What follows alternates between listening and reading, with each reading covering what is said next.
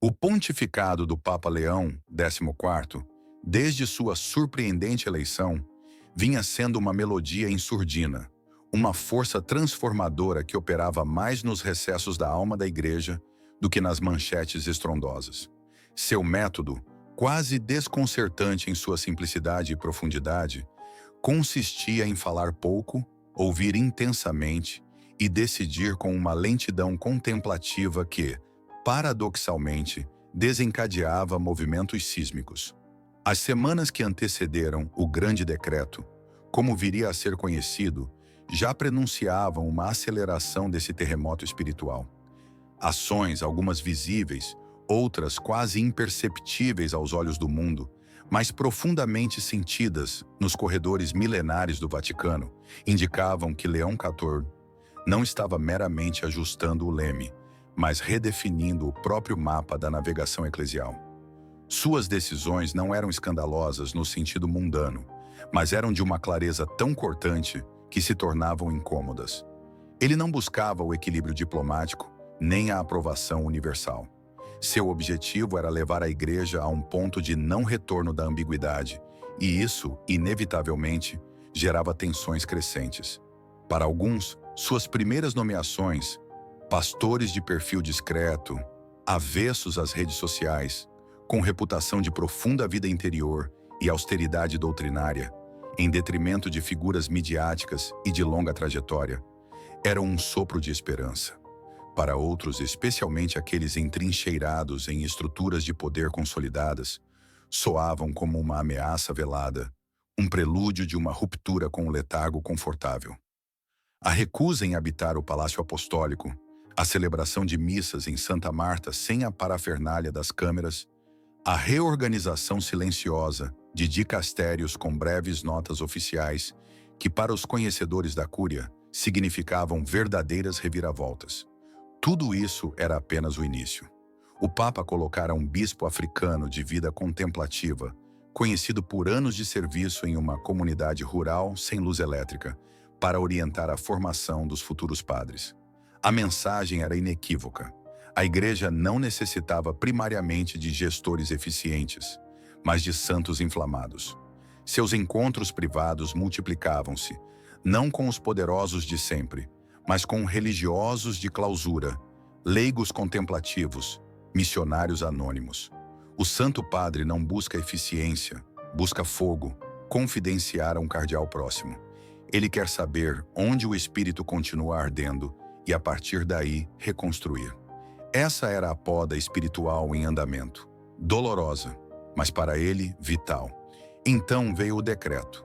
Sem aviso prévio, sem as consultas protocolares que suavizariam o impacto, Leão XIV promulgou o Decretum de Purificatione et Servitio, o decreto de purificação e serviço. Não era um documento longo, mas cada palavra era carregada de um peso que esmagava décadas de costumes e privilégios. O texto, redigido pelo próprio punho do Papa, com citações bíblicas e dos padres do deserto, ia muito além de uma simples reforma administrativa. Era, na verdade, uma intimação à conversão radical para todos os que serviam na Cúria Romana e, por extensão, um chamado a toda a hierarquia da Igreja. O decreto estipulava, com efeito imediato, a obrigatoriedade de um retiro espiritual anual de 30 dias em silêncio absoluto para todos os cardeais, bispos e sacerdotes servindo em dicastérios vaticanos, a ser realizado em mosteiros designados, longe de Roma. A renúncia a todos os títulos honoríficos que não correspondessem a uma função pastoral direta e a abolição de apartamentos e benefícios considerados excessivos ou incompatíveis com um testemunho de pobreza evangélica. Os espaços seriam revertidos para acolhimento de peregrinos pobres ou religiosos em formação. Uma revisão completa de todas as nomeações, com a introdução de um período de discernimento espiritual de 6 meses para novas designações e a possibilidade de reavaliação de cargos existentes, com base não em antiguidade ou carreira, mas em comprovada vida de oração, desapego e zelo pastoral. A suspensão temporária de grandes eventos e congressos no Vaticano, que não tivessem um foco estritamente evangelizador ou caritativo, redirecionando os fundos para dioceses necessitadas e missões. A exigência de que todos os clérigos da Cúria dedicassem um dia por semana ao serviço direto aos pobres em Roma, de forma anônima e sem publicidade. O impacto foi instantâneo e avassalador. O Vaticano, acostumado a intrigas sussurradas e a mudanças graduais, foi sacudido por uma onda de choque. O decreto não era apenas uma série de regras, era uma demolição da lógica de poder que, como admitia o próprio Leão XIV em conversas privadas, se enraizara na Igreja durante anos, talvez décadas. Ele o fizera sem palavras agressivas, sem acusações diretas. Mas a própria natureza das exigências era uma condenação implícita a um estilo de vida e de governança que se tornara norma. Nos primeiros dias, um silêncio atônito pairou sobre os palácios e escritórios. Muitos o leram e releram, incrédulos. Poderia o Papa realmente estar falando sério? A resposta veio na forma de sua própria conduta inabalável. Ele mesmo intensificou seu ritmo de oração, suas visitas discretas a comunidades pobres, seu despojamento pessoal. Não havia espaço para interpretações dúbias. Então, a rebelião começou. Não com gritos e barricadas, mas com a sofisticação secular da diplomacia eclesiástica e da resistência passiva. Cardeais de longa data, príncipes da Igreja cujas carreiras foram construídas sobre redes de influência e um entendimento tácito das regras não escritas do poder vaticano, sentiram o chão sumir sob seus pés. A quaresma eclesial imposta por Leão XIV parecia para eles uma sentença de morte para a Igreja, como instituição capaz de dialogar com o mundo em seus próprios termos. Primeiro foram as reuniões secretas. Em apartamentos suntuosos, ainda não tocados pela austeridade do decreto, figuras proeminentes da Cúria, prelados que viam suas posições e seu legado ameaçados, começaram a se encontrar. Ele está destruindo a Igreja. Zrenia sibilava um cardeal idoso, conhecido por sua vasta cultura e por sua habilidade em navegar as correntes políticas internas. Isso não é reforma, é fanatismo. A Igreja precisa de estrutura, de diplomacia, de presença no mundo. Ele quer nos transformar num mosteiro isolado. Outro, um prefeito de um importante dicastério, cuja influência se estendia por continentes, argumentava com uma urgência velada. Onde está a colegialidade? Onde está a prudência? Um decreto dessa magnitude, sem consulta, sem preparação, é um ato de autoritarismo disfarçado de piedade. Ele está desmantelando estruturas que levaram séculos para serem construídas, que garantem a estabilidade e a governança da Igreja Universal. As críticas não se limitavam à perda de conforto ou poder. Havia também aqueles que, genuinamente preocupados, viam no decreto uma ingenuidade perigosa. A Igreja precisa de gestores competentes, de canonistas, de diplomatas, argumentava um bispo mais jovem, considerado um intelectual moderado. Santidade é essencial, mas como governaremos uma instituição global com mais de 1 bilhão de fiéis, apenas com monges contemplativos? Ele está confundindo o carisma pessoal com a necessidade de governança. A rebelião tomou várias formas. Houve um aumento significativo de vazamentos para a imprensa, especialmente para jornais e revistas conhecidos por sua postura crítica ou por representarem alas mais tradicionais ou liberais, que por diferentes razões se sentiam ameaçadas pela singularidade da visão de Leão XIV. Artigos começaram a aparecer questionando a saúde mental do Papa, sua falta de contato com a realidade, sua tendência ao isolamento. Editoriais falavam de uma deriva perigosa e de um pontificado errático. Dentro dos muros leoninos, a resistência era mais sutil. Prazos para a implementação de aspectos do decreto eram ignorados. Pedidos de esclarecimento, redigidos em linguagem canônica impecável, inundavam as poucas mesas que ainda funcionavam com a antiga eficiência. Havia uma lentidão deliberada, uma obstrução silenciosa, na esperança de que o Papa, confrontado com a impraticabilidade de suas exigências, recuasse. Alguns cardeais mais ousados solicitaram audiências formais. Nelas expressavam suas profundas preocupações filiais. Um deles, um homem conhecido por sua oratória e por sua influência em certos círculos financeiros internacionais, tentou apelar para a razão prática. Santo Padre, com todo o respeito, estas medidas paralisarão a cúria. Não teremos pessoal qualificado disposto a servir sob tais condições. A imagem da Igreja no mundo será prejudicada. Precisamos de realismo. Leão XIV ouvia. Como sempre, ouvia muito. Seus olhos, geralmente serenos, pareciam perscrutar a alma de seus interlocutores. Ao final de um longo desabafo de um grupo de cardeais particularmente aflitos, ele respondeu com a voz suave, mas firme, que se tornara sua marca. Eminências, temo que confundam o funcionamento do mundo com o sopro do Espírito. A Igreja já não temeu ser pequena e perseguida? Não tenho medo de que a Igreja seja reduzida em seu aparato, se isso significar que ela se tornará maior em santidade. O que me apavora é uma Igreja grande, mas vazia. O decreto não é uma punição, é um convite para que o templo seja limpo, para que o barulho se acalme e Deus possa falar novamente. Suas palavras, em vez de apaziguar, inflamaram ainda mais os ânimos de seus opositores. Ele não cede, ele é inflexível. Component placement dizia-se nos conciliábulos secretos. A ideia de uma correção formal começou a ganhar força, um passo extremo que não era visto há séculos. Argumentava-se que o Papa estava colocando em risco a unidade da Igreja e a sua missão. O terremoto silencioso havia se tornado ruidoso. As mudanças que antes eram discretas agora estavam sob o escrutínio de uma rebelião interna. Figuras que haviam sido discretamente afastadas de seus cargos no início do pontificado encontraram uma nova voz, aliando-se aos descontentes.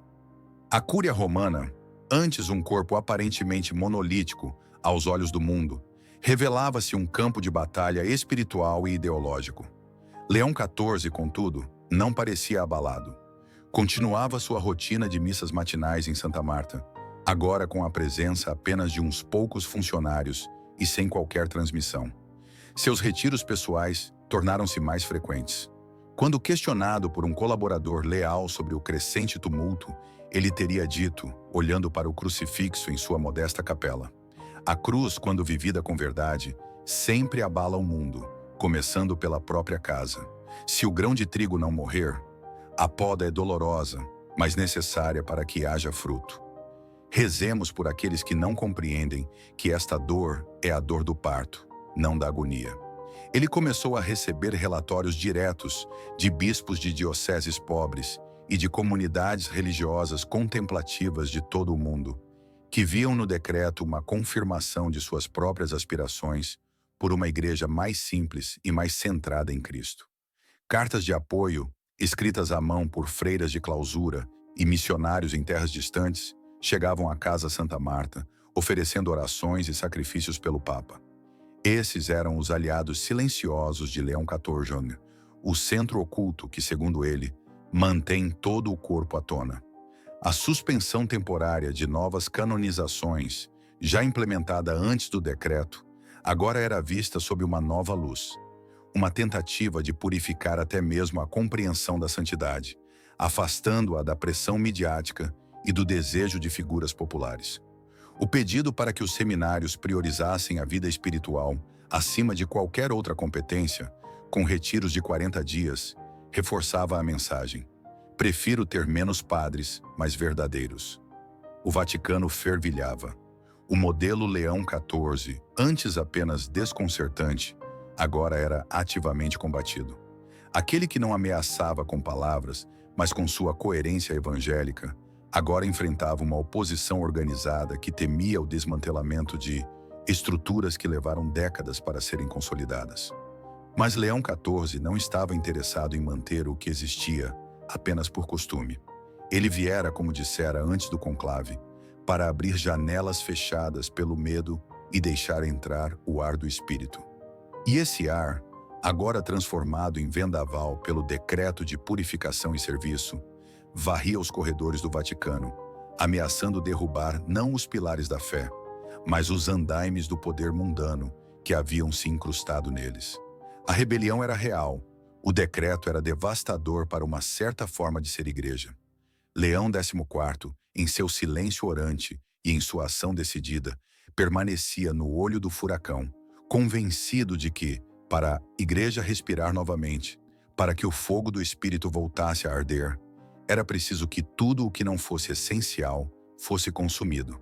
A igreja, sob seu pontificado, estava sendo arrastada, relutante mas inexoravelmente, de volta à sua fonte, mesmo que isso significasse enfrentar uma dolorosa e ruidosa rebelião em seu próprio coração. O terremoto antes silencioso agora ecoava com o estrondo das estruturas que rangiam sob a pressão da conversão. A questão que pairava no ar não era se o Papa recuaria, mas se a Igreja conseguiria suportar a radicalidade de seu chamado ao Evangelho. A rebelião, agora uma ferida aberta no coração do Vaticano, não fez Leão XIV vacilar em seu propósito, mas o mergulhou ainda mais fundo naquele silêncio orante de onde emanavam suas decisões mais desconcertantes. Enquanto os salões, antes dedicados a estratégias eclesiásticas, agora fervilhavam com debates acalorados e conspirações veladas, a capela da Casa Santa Marta tornava-se o epicentro de uma resistência diferente. Uma resistência espiritual que opunha a quietude da fé ao clamor da discórdia. Os líderes da facção opositora, percebendo que a obstrução passiva e os vazamentos à imprensa não surtiam o efeito desejado de paralisar o Papa, decidiram escalar a confrontação. Um documento meticulosamente elaborado por canonistas e teólogos alinhados com a causa rebelde começou a circular. Intitulava-se Considerações Urgentes sobre a Direção do Pontificado e a Salvaguarda da Unidade da Igreja. Não era ainda uma correção formal pública, mas um ultimato velado, assinado por um número significativo de cardeais e bispos, incluindo figuras que até então haviam mantido uma neutralidade cautelosa. O documento listava graves preocupações sobre o decreto de purificação e serviço, argumentando que suas exigências radicais eram imprudentes, irrealistas e que estavam semeando divisão e desmoralização entre o clero fiel e dedicado que serve à Santa Sé. Solicitavam formalmente que o Papa suspendesse ad experimentum o decreto e iniciasse um amplo diálogo sinodal com toda a cúria e representantes dos episcopados mundiais antes de prosseguir com reformas de tal magnitude. A entrega do documento foi um momento de tensão palpável.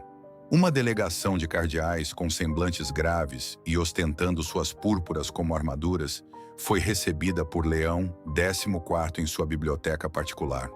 O Papa, vestido com sua simples batina branca e a cruz de ferro que nunca abandonava, ouviu-os em silêncio, seus olhos fixos não em seus rostos, mas em um pequeno ícone da Virgem com um menino que repousava sobre sua mesa. Não houve debate. Ao final da leitura solene das considerações, Leão XIV apenas agradeceu, com uma cortesia que beirava a tristeza, e disse: "Deixem o documento comigo, rezarei sobre ele, e peço que os senhores também rezem, para que todos busquemos não a nossa vontade, mas a dele." A resposta, ou a ausência dela nos termos esperados, enervou ainda mais os signatários. Esperavam uma negociação, uma discussão teológica, talvez até uma explosão de ira papal. Em vez disso, encontraram a mesma serenidade desarmante que caracterizava todas as ações de Leão XIV. Nos dias que se seguiram, o Papa não emitiu nenhuma declaração pública.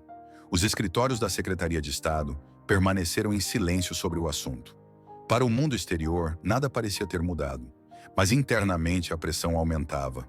Alguns dos rebeldes começaram a falar abertamente sobre a possibilidade de tornar o documento público, transformando a crise interna em um escândalo global. Enquanto isso, o decreto de purificação e serviço, embora combatido ferozmente no centro, começava a produzir ondas inesperadas nas periferias. Bispos de dioceses remotas da África e da Ásia, muitos dos quais nunca haviam pisado nos corredores de mármore do Vaticano, leram o decreto não como uma ameaça, mas como uma libertação. Começaram a circular notícias de bispos que, inspirados pelo exemplo papal, estavam vendendo suas residências episcopais opulentas para financiar projetos para os pobres, simplificando as liturgias, renunciando a carros oficiais e convocando seus padres a um maior rigor espiritual e a uma vida de oração mais intensa. Um bispo idoso na Amazônia, conhecido por sua vida austera entre as comunidades indígenas, escreveu uma carta aberta, não ao Papa, mas ao seu próprio clero. O Santo Padre, em Roma, nos lembra que o Evangelho é para ser vivido, não apenas pregado. Que as exigências que ele faz à Cúria Romana ressoem em nossos corações e em nossas selvas. Não temos palácios para abandonar, mas talvez tenhamos corações apegados a pequenas comodidades e a uma pastoral de manutenção. É tempo de purificação e serviço também para nós. Essas notícias, que chegavam a Roma como filetes de água fresca em meio ao deserto da contenda, eram lidas com atenção por Leão XIV. Ele as via como confirmações de que o Espírito soprava onde queria e que a verdadeira reforma não dependia de estruturas centralizadas, mas da conversão dos corações. Em Roma, a situação se deteriorava. Alguns dicastérios estavam virtualmente paralisados. Funcionários de carreira, temendo por seus futuros ou genuinamente discordando da nova direção, arrastavam os pés. Outros, mais jovens ou inspirados pela radicalidade evangélica do Papa, tentavam implementar as diretrizes, encontrando resistência em cada esquina. As reavaliações de cargos baseadas em comprovada vida de oração eram particularmente controversas. Quem julgaria tal critério? Como medir a profundidade espiritual de um indivíduo? Os opositores denunciavam isso como um convite à subjetividade e ao favoritismo de um novo tipo, mascarado de espiritualidade. Então, Leão XIV fez um gesto que ninguém esperava. Em um domingo frio de outono, sem anúncio prévio, ele deixou o Vaticano não para uma visita pastoral grandiosa, mas para se dirigir a um dos maiores centros de acolhimento de refugiados e sem-teto nos arredores de Roma, dirigido por uma congregação de freiras discretas e trabalhadoras. Passou o dia inteiro ali. Não celebrou uma missa televisionada, não fez discursos, apenas ouviu as histórias dos refugiados, comeu com eles a mesma refeição simples, ajudou as freiras a distribuir cobertores. As poucas imagens que vazaram, capturadas por celulares de voluntários, mostravam um Papa com o rosto marcado pelo cansaço, mas com uma serenidade que irradiava compaixão. Ao final do dia, antes de partir, ele se ajoelhou no chão de terra batida da capela improvisada do centro e lavou os pés de 12 refugiados, homens e mulheres, cristãos e muçulmanos, repetindo o gesto de Cristo na última ceia. Aquele ato, mais eloquente que qualquer documento ou pronunciamento, repercutiu profundamente. Para seus apoiadores, era a prova viva da autenticidade de sua visão. Uma igreja servidora, despojada, próxima aos sofredores.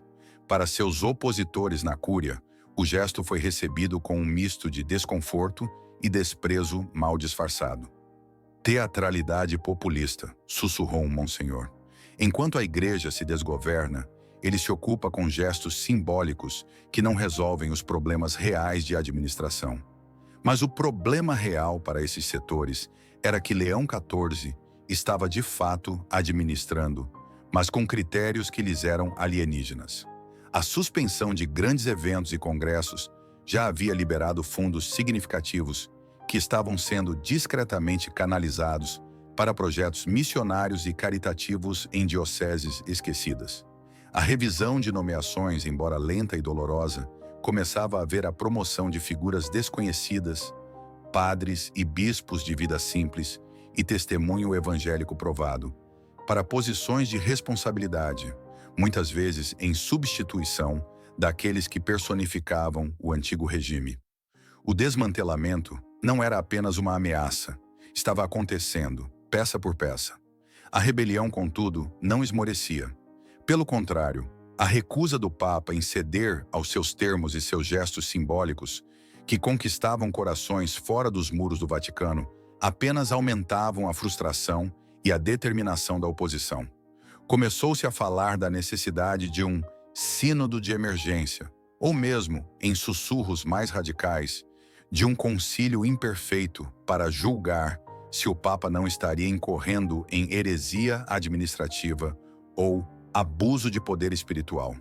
Eram ideias extremas, nascidas do desespero de ver um mundo familiar desmoronar. O terremoto devastador continuava a remodelar a paisagem eclesial. A devastação era sentida agudamente por aqueles cujas carreiras, influência e até mesmo sua fé estavam ancoradas nas estruturas e nos privilégios que Leão XIV considerava supérfluos, quando não prejudiciais à missão da Igreja. Mas em meio aos escombros do velho, sementes do novo começavam a brotar. Jovens seminaristas e padres que haviam se sentido sufocados pela rigidez institucional ou desiludidos pela aparente mundanização da Igreja, encontravam em Leão XIV uma inspiração. Movimentos leigos, focados na adoração, no serviço aos pobres e na vida comunitária, sentiam-se validados e encorajados. A Igreja estava claramente dividida, não tanto entre conservadores e progressistas, no sentido político tradicional, mas entre aqueles que se apegavam a uma igreja de poder e estruturas e aqueles que ansiavam por uma igreja de testemunho e espírito. Leão XIV, com sua fé inabalável e sua desconcertante simplicidade, estava no centro dessa tempestade, não como um líder político buscando consolidar seu poder, mas como um pastor tentando reconduzir seu rebanho, mesmo que pela vereda estreita e pedregosa da purificação, à fonte de água viva. O custo era alto, a rebelião era amarga, mas para ele não havia outro caminho para que a Igreja voltasse a ser verdadeiramente luz do mundo e sal da terra. O silêncio de Deus que muitos temiam era para Leão XIV o espaço onde o Espírito estava, dolorosamente recriando todas as coisas. A tempestade que se formara nos céus do Vaticano estava longe de amainar. A estratégia da delegação de cardeais de apresentar as considerações urgentes em privado a Leão XIV, esperando uma negociação ou uma capitulação, fracassara. A resposta do Papa, centrada na oração e no discernimento, foi interpretada pela facção rebelde como uma teimosia intransigente, uma perigosa desconexão da realidade da governança eclesial. O descontentamento, antes confinado a sussurros em salões dourados e a reuniões clandestinas, preparava-se para transbordar. E transbordou, frustrados pela aparente impassibilidade de Leão XIV e sentindo que o tempo corria contra eles à medida que o decreto de purificação e serviço começava, ainda que lentamente, a fincar raízes. Os elementos mais radicais da oposição tomaram uma decisão drástica. O documento Considerações Urgentes, ou uma versão ainda mais incisiva e alarmista dele, acompanhado de um dossiê detalhando os supostos abusos de poder e as consequências desastrosas do pontificado, foi anonimamente vazado para a imprensa internacional. A explosão midiática foi instantânea e global. Jornais de prestígio, canais de televisão e portais de notícias online estamparam manchetes como Guerra Civil no Vaticano, Papa Leão XIV acusado de autoritarismo por seus próprios cardeais, Decreto papal ameaça paralisar a Igreja Católica. Comentaristas e vaticanistas, de todos os espectros ideológicos, dissecavam cada frase do documento vazado. Blogs tradicionalistas celebravam a coragem dos cardeais que ousavam resistir à demolição da Igreja. Enquanto alguns setores mais progressistas, embora talvez simpatizantes com os objetivos de simplicidade de Leão XIV, criticavam seus métodos solitários e a falta de diálogo. A secular mídia, por sua vez, deleitava-se com o espetáculo de uma instituição milenar, aparentemente à beira do cisma. Dentro dos muros leoninos, a notícia do vazamento caiu como uma bomba de fragmentação. Os corredores, antes tomados por uma tensão palpável, agora ecoavam um silêncio gélido, o silêncio que precede as batalhas decisivas. Aqueles que haviam participado da redação ou assinatura do documento original sentiram um misto de apreensão e, em alguns casos, uma secreta satisfação por verem suas preocupações expostas ao mundo. Outros que se mantinham neutros ou secretamente apoiavam o Papa Sentiram uma profunda tristeza pelo escândalo e pela forma como a discórdia interna era agora servida como um banquete para os detratores da igreja. A reação oficial da Santa Sé foi surpreendentemente contida. O diretor da sala de imprensa, um dos poucos nomeados recentes que partilhava da visão de Leão XIV sobre comunicação, menos espetáculo, mais substância, emitiu uma nota breve e serena. O Santo Padre está ciente das discussões e dos documentos que circulam. Ele continua sua missão de pastor universal em espírito de oração e serviço, confiando na guia do Espírito Santo e na maturidade do povo de Deus. A unidade da Igreja, ancorada em Cristo, não se abala por divergências de opinião que devem sempre ser abordadas com caridade e busca pela verdade. Pessoalmente, Leão XIV recebeu a notícia do vazamento com uma dor visível, mas sem surpresa. Em conversa com um de seus poucos confidentes, um monge idoso que o acompanhava espiritualmente desde antes de sua eleição, teria dito: "Era de se esperar. Quando se tenta limpar o templo, aqueles que fizeram do templo um mercado sempre gritarão. O escândalo não está na tentativa de purificação, mas na resistência a ela. Rezemos por nossos irmãos para que o orgulho não os cegue." Sua determinação, longe de diminuir, pareceu se aprofundar, como se a oposição aberta apenas confirmasse a necessidade urgente da poda que estava realizando. E então, Leão XIV fez seu movimento. Não foi uma retaliação, nem uma purga dos dissidentes, como muitos temiam ou esperavam. Foi algo totalmente inesperado, fiel ao seu estilo de romper com os esquemas pré-estabelecidos.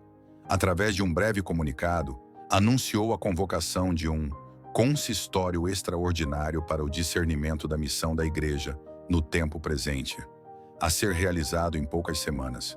O que chocou a Cúria e o mundo não foi o consistório em si, mas a lista de convidados e o tema proposto. A lista era uma subversão completa das hierarquias tradicionais. Sim, alguns chefes de dicastério e cardeais mais antigos foram convidados, mas a grande maioria dos participantes seria composta por figuras que, raramente ou nunca, haviam tido voz em tais assembleias. Bispos de pequenas dioceses da África, Ásia e América Latina, conhecidos por seu trabalho pastoral em meio à pobreza e à perseguição. Abadesas e superiores gerais de ordens contemplativas e missionárias. Leigos, homens e mulheres, engajados em movimentos de renovação carismática, em iniciativas de justiça social ou que simplesmente eram reconhecidos em suas comunidades por uma vida de santidade discreta. O tema oficial era reescutar o Evangelho, pobreza, oração e profecia para uma igreja em saída. Nos bastidores, já o apelidavam, com um misto de escárnio e temor por parte da velha guarda, de Sínodo dos Esquecidos, ou, mais pejorativamente, Consistório dos Descalços. Para Leão XIV, era uma tentativa de trazer para o centro da igreja as vozes que ele acreditava estarem mais próximas do pulsar do Espírito Santo. Aquelas vozes que muitas vezes eram abafadas pelo barulho da burocracia e pelas preocupações com o prestígio institucional. Era uma forma de dizer que a verdadeira autoridade na igreja não emanava de títulos ou cargos, mas da fidelidade vivida ao Evangelho. A reação da facção rebelde foi de fúria contida e desconcerto absoluto.